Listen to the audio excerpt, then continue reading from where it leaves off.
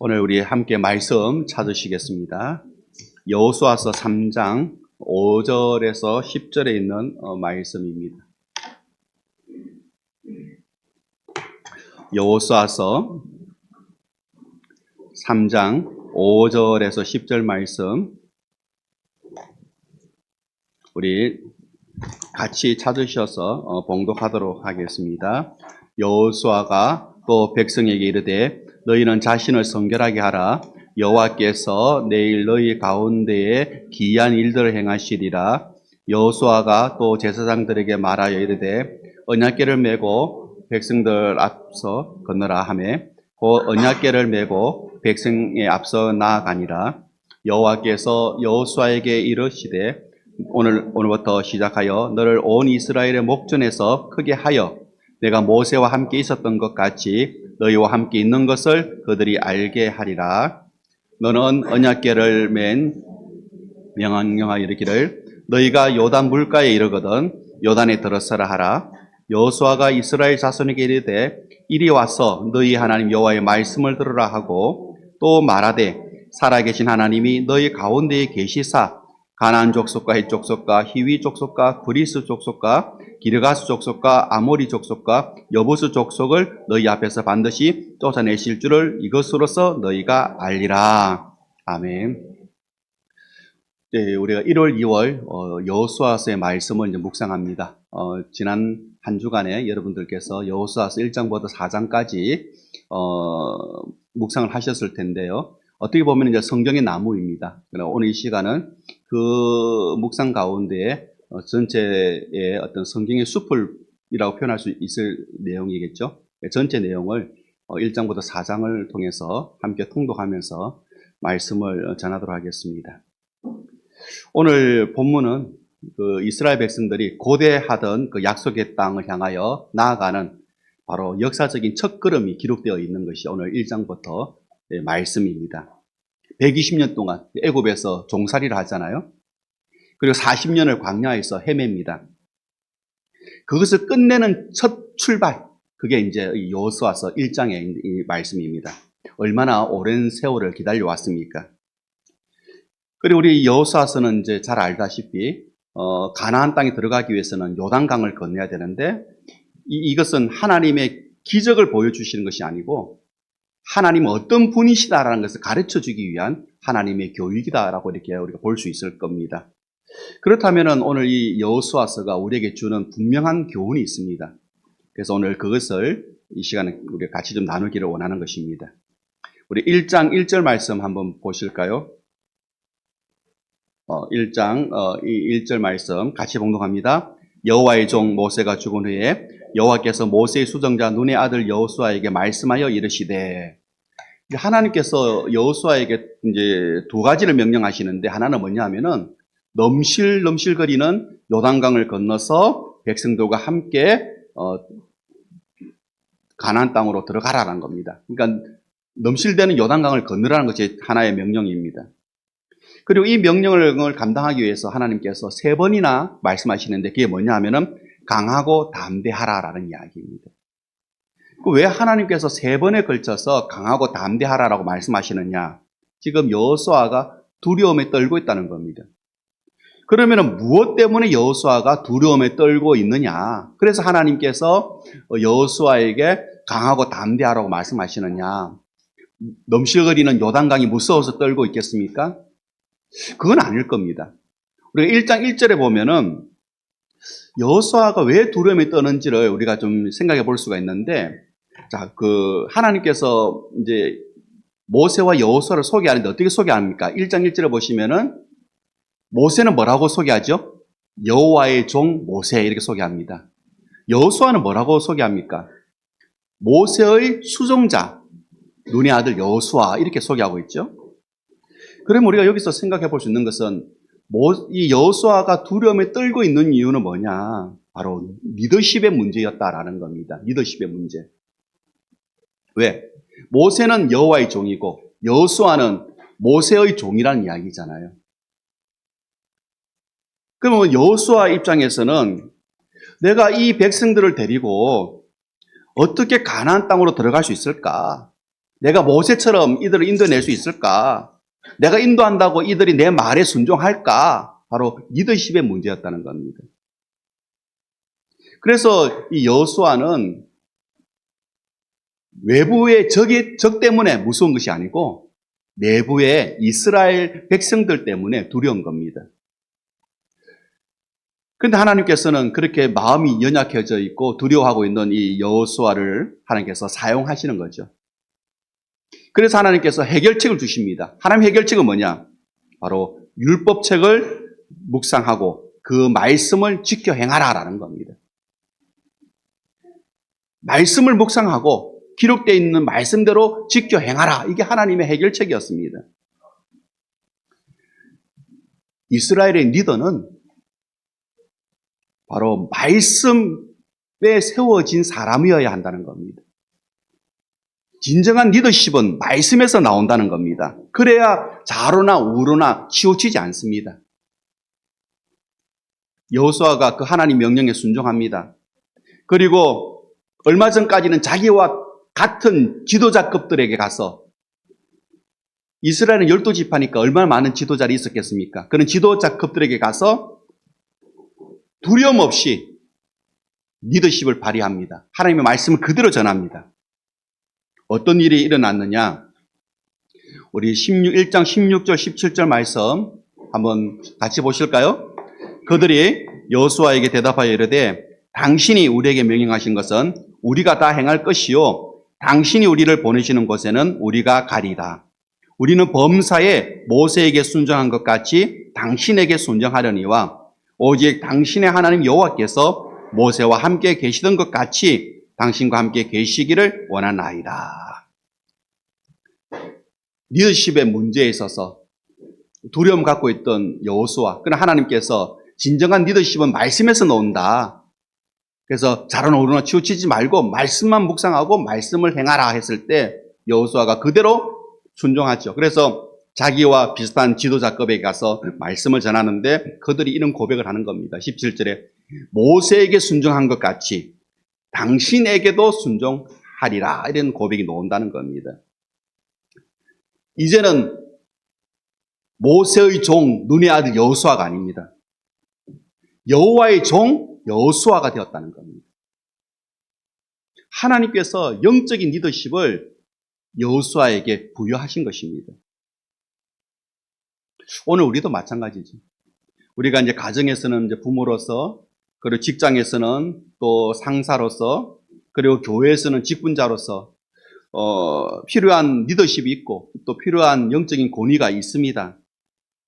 그런데 그런 그 영적인 어떤 리더십, 그런 영적인 권위, 이거를 여러분 막 잔머리를 쓴다고 해서 내가 가질 수 있느냐? 아니라는 거죠. 진정한 리더십은 어디서 나온다고요? 말씀에서 나온다는 겁니다. 우리가 말씀을 묵상하고 그리고 이 말씀을 행할 때에 나도 모르게 누구를 닮아갑니까? 예수님을 닮아가는 거죠. 그 닮아가는 삶 속에서 나오는 그 겸손함, 그 사랑, 그 낮아지는 그런 모습들, 섬기는 그런 모습들, 바로 거기에서 뭐가 나옵니까? 진정한 리더십이 나온다라는 겁니다. 올 한 해 그래서 말씀을 여러분 사모하시기를 바랍니다. 말씀을 통해서 오늘 여러분의 영적인 권위와 리더십이 세워지는 그런 한 해가 되기를 소망해 봅니다. 우리 2장 1절 한번 보실까요? 같이 봉독하십니다. 눈의 아들 여호수아가 시딤에서 두 사람을 정탐꾼으로 보내며 이르되 가서 그 땅과 여리고를 엿보라 하매 그들이 가서 라합이라 하는 기생의 집에 들어가 거기서 유숙하더라. 이 말씀은 뭐 너무나 잘 아는 말씀들이죠. 이 말씀은 이번 주 금요 월사 기도회 때 그날 본문이 또 이 본문이었습니다. 그래서 이거를 라합의 입장에서 제가 금요 기도회 때 말씀을 전했는데요. 근데 오늘은 정탐꾼의 입장에서 한번 이 말씀을 한번 우리가 보도록 하겠습니다. 이 말씀을 정탐꾼의 입장에서 본다면 이렇게 우리가 적용 해석될 수가 있겠죠. 여호수아를 우리가 예수님으로, 그리고 정탐꾼이 바로 우리로, 라합이 세상에 사는 사람들로 이렇게 우리가 적용해 본다면은 한 가지 사실을 발견하게 됩니다. 그 한 가지 사실이 뭐냐 하면은 여호수아가 정탐꾼들을 여리고에 보낸 것처럼 오늘 예수님은 우리를 세상 가운데 보내셨습니다. 아멘이시죠? 이 세상은 여리고와 같은 세상입니다. 그런데 이 여리고와 같은 세상에 우리가 이제 파송되어졌는데 오늘 이 파송된 이 정탐꾼들이 어떻게 합니까? 최선을 다하잖아요. 우리도 세상 속에서 최선을 다하죠. 그러다가 누구를 만나게 됩니까? 이 여리고 같은 세상에서 우리가 살아갈 때 라합 같은 사람을 만나게 된다라는 겁니다. 근데 그런 만남이 좋은 환경에서의 만남일 수도 있고 때로는 안 좋은 환경에서의 만남일 수도 있겠죠.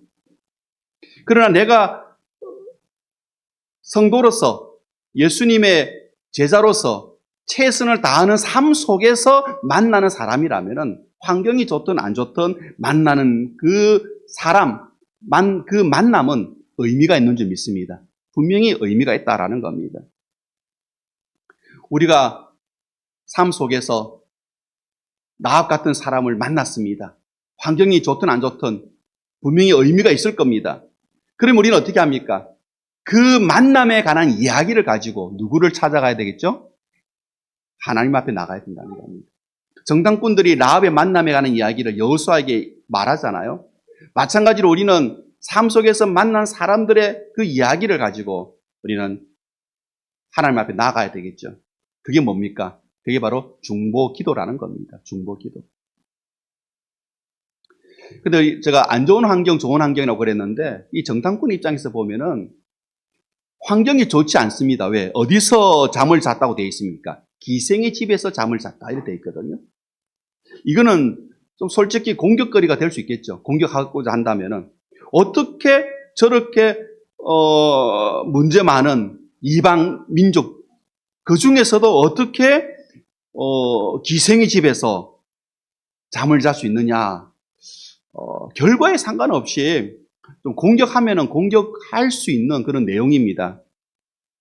그런데 이 정탐꾼들은 솔직하게 이야기합니다. 여호수아에게 우리가 이러이러해서 라합의 집에 머물게 되었고 라합으로부터 이런 고백들을 들었다.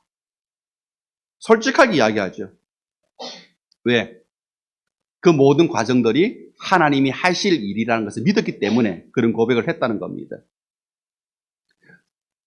제가 왜 이 말씀을 드리냐고 하면은 우리가 정탐꾼 입장에서 오늘 이 본문을 우리가 적용해 본다면은 우리는 여리고 같은 세상에 파송된 사람들이죠.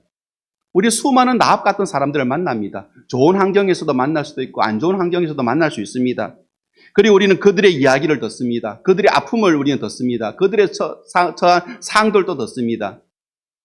근데 그것을 가지고 어떻게 해야 되느냐? 우리는 중보기도를 해야 되는 거죠. 그러면은 하나님께서 분명히 우리의 기도를 통하여서 그들에게 역사하실 줄 믿습니다. 오늘 그 이야기가 바로 2장의 이야기입니다. 그래서 이 라합의 가정은 어떻게 됩니까? 구원받았다라는 거죠. 그래서 오늘 여러분들이 삶 속에서 만나는 수많은 사람들의 그 이야기가 주님 앞에 전해질 때에 누군가는 여러분의 그 기도를 통하여서 회복하는 역사가 분명히 일어날 줄 믿습니다. 우리 3장 한번 보시겠습니다. 3장 3절 4절 우리 같이 봉독합니다. 백성에게 명령하여 이르되 너희는 레위 사람 제사장들이 너희 하나님 여호와의 궤를 메는 것을 보거든 너희가 있는 곳을 떠나 그 뒤를 따르라. 그러나 너희가 그 사이 거리가 2,000규빗쯤 되게 하고 그것을 가까이 하지는 말라. 그리하면 너희가 행한 길을 알리니 너희가 이전에 이 길을 지나보지 못하였음이니라 하리라. 하나님께서 이제 요단강을 건너는 방법을 말씀하시는데 맨 앞에 언약궤를 맨 제사장이 쓰고 그로부터 2,000규빗 떨어져서 백성들이 따라가라. 2,000규빗은 오늘의 우리가 단위로 말한다면 1km 정도 됩니다. 그러니까 앞에 언약궤를 맨 제사장들이 쓰고 1km 뒤에 백성들로 하여금 따라가라라는 거죠. 왜 1km의 거리를 벌리라고 하십니까? 이스라엘의 유일한 인도자는 누구라는 것을 보여주시기 위함입니까? 하나님이시라는 겁니다. 하나님이시다. 오늘 4절 말씀에도 아무도 가보지 못한 땅이라고 끝에 말씀하고 있지 않습니까? 그러니까 아무도 가보지 못한 땅이니까 누가 필요합니까? 인도자가 필요하죠. 그런데 그 인도자가 누구라는 겁니까? 하나님이시라는 겁니다. 지금 가나안 땅을 누가 허락하십니까? 하나님께서 허락하신 땅이죠. 우리가 이 본문에서 잊지 말아야 할 것은 뭐냐 하면은 약속하신 분도 하나님이시고 인도하시는 분도 하나님이시고 그리고 그 가는 길에 함께 동행하시는 분도 누구시라고요? 하나님이시다. 그 하나님이 어떻게 하신다? 맨 앞에 앞서 가신다. 그래서 오늘 저희 본문을 묵상하면서 오늘 본문의 제목을 하나님이 앞서 가시게 하라라고 이렇게 말씀의 주제를 좀 잡아봤는데요. 하나님께서 우리 삶 속에 앞서 가신다는 겁니다. 여전히 우리가 동행하신다는 거죠. 그런데 이 요단강이라고 하는 것이 여러분 아시는 분은 아실 겁니다. 그렇게 깊은 강은 아닙니다. 시기와 장소만 잘 선택하면은 그냥 쉽게 건널 수 있는 강이 이 요단강입니다. 그런데 하나님께서는 그렇게 쉽게 건널 수도 있는데도 뭐라고 하시냐면은 요단 강물이 불어나서 물이 언덕까지 넘치는 그 시기에 건너라고 하시는 겁니다. 지금 건너면은 아니면 좀 기다렸다가 건너면은 충분히 건널 수 있는데 물이 넘칠 때 건너라고 하시는 겁니다. 그러면 그 이스라엘 백성들 입장에서는 한 두어 달 지나면은 이제 헤르몬 산에 눈이 녹아가지고 이게 이제 요단강으로 이렇게 들어오면은 범람하게 되거든요. 그 다음에 이제 그 추수기에 비가 내리면은 그 물 때문에 또 범람하게 됩니다. 그러면 지금이 이제 우기 때라고 한다면은 두어 달만 지나면은 이제 또 이스라엘은 가물잖아요. 그러면은 쉽게 요단강을 건널 수 있는 겁니다. 그러면은 백성들 입장에서는 두어 달만 더 기다리지. 우리가 광야에서 40년을 기다렸는데 두 달도 못 기다리겠어. 이렇게 생각할 수 있겠죠. 그리고 현실적으로 두 달을 기다리면서 전쟁 준비를 하는 겁니다. 백성도 훈련도 좀 시키고 전략도 좀 짜고 정탐도 좀 하고 이게 설득력 있지 않습니까? 두 달 정도 기다려서 그냥 우리 쉽게 건너자. 그동안에 우리는 준비하자. 이게 설득력 있는데 그리고 또 문제는 물이 이게 넘실거리는 요단강을 건너다가 자칫 여러분 그 물이 이게 쫙 이게 급하게 흐르는 데는 건너면은 휘청합니다. 언약궤를 맨 제사장들이 넘어졌다면 언약궤를 잃어버릴 수도 있잖아요. 그게 상식적으로 생각하면 기다리는 것이 맞습니다. 그런데 요단강 사건은 그게 아닙니다. 상식에도 맞지 않고 전쟁의 전략에도 맞지 않고 어떻게 보면은 우리의 그 믿음과 신앙에도 맞지 않는 사건, 그게 뭐냐? 이 요단강 사건이라는 겁니다. 여러분 출애굽 당시 홍해 사건과 이 요단강 이 사건을 많이들 비교하는데 차이가 있습니다. 무슨 차이가 있냐면은 홍해는 갈라지고 마른 땅이 드러났을 때 건넜습니다. 그러니까 이스라엘 백성들이 뭘 보고 건넜습니까? 마른 땅을 보고 갔습니다. 근데 요단강은 어떻습니까?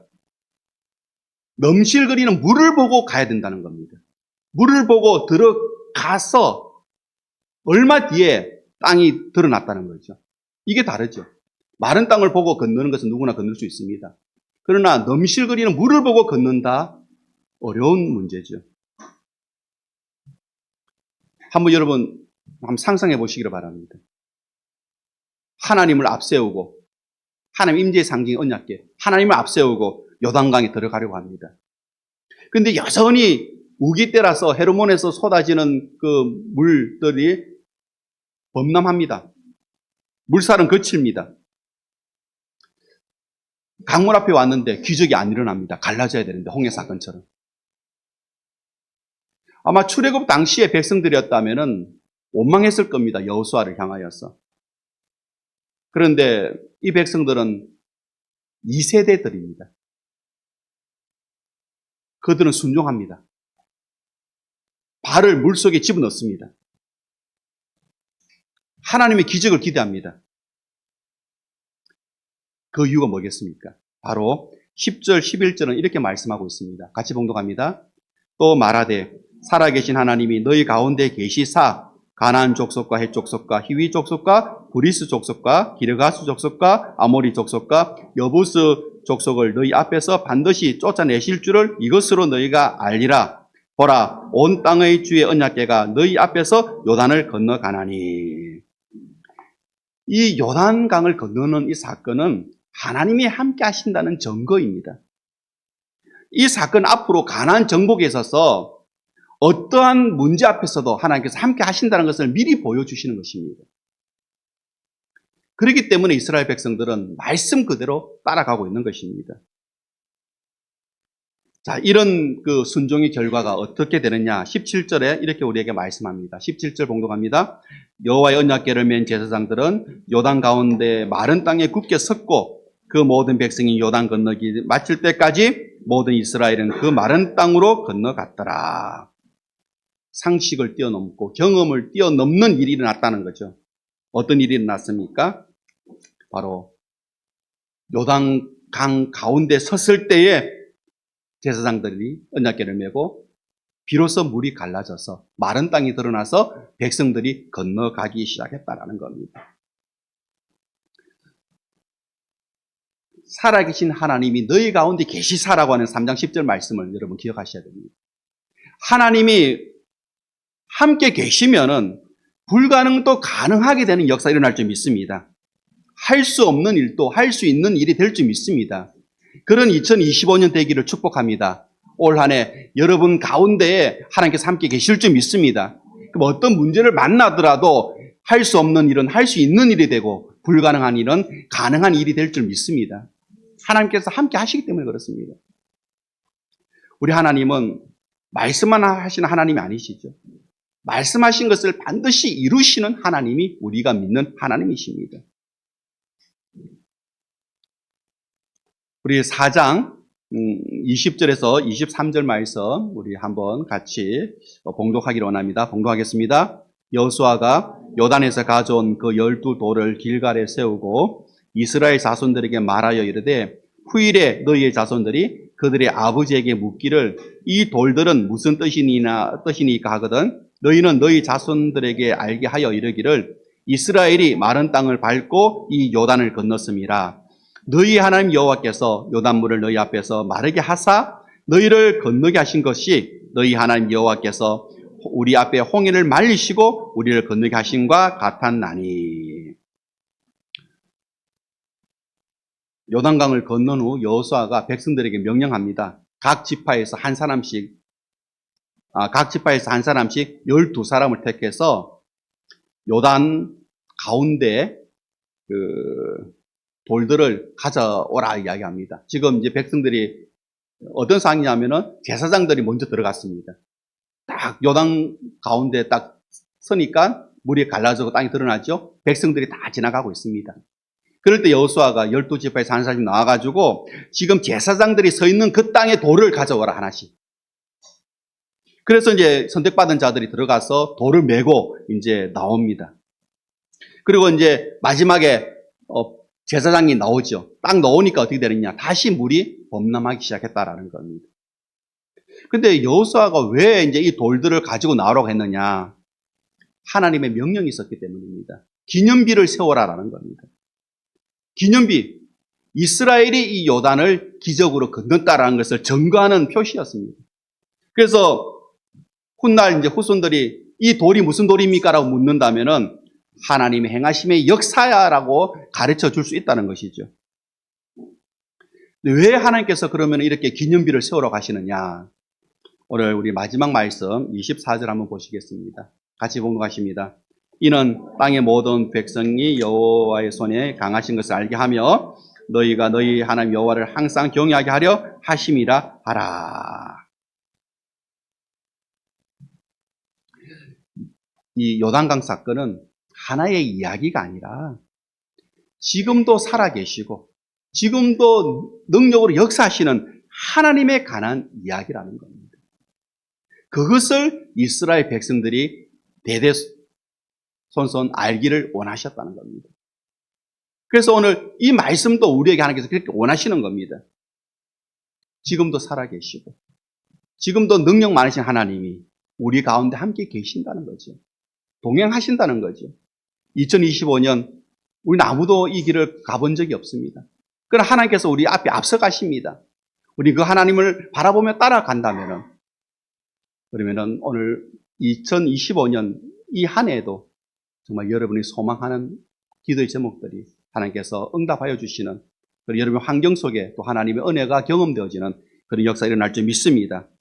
그래서 올 한 해 제가 이 신년 첫 주에 꼭 말씀드리고 싶은 것은 말씀을 사모하고 말씀을 가까이 하고, 내일 묵상이 어렵다면 그래도 일주일에 한 번이라도 오늘 우리가 말씀을 묵상할 수 있는 그런 시간들을 가져보시기를 주의 이름으로 축복합니다. 기도하겠습니다.